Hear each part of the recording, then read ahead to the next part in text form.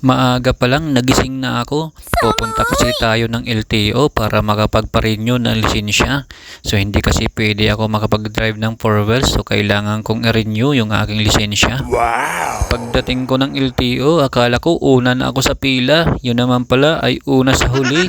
Kaya naman naabutan ko ang napakahabang pila. Wala pa rin talaga pagbabago pagdating po sa LTO.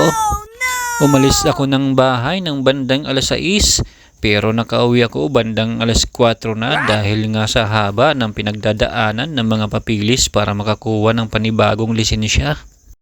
Kaya ikaw, pag kumuha ka ng lisensya, magbaon ka ng pagkain at maraming pasensya. Buti na lang approachable ang mga staff. Kapag mayroon kang gustong hanapin at itanong, agad ka nilang tutulungan. Nakuha ko na ang lisensya ko at pwede na akong mag long drive. Tara, samahan mo ako.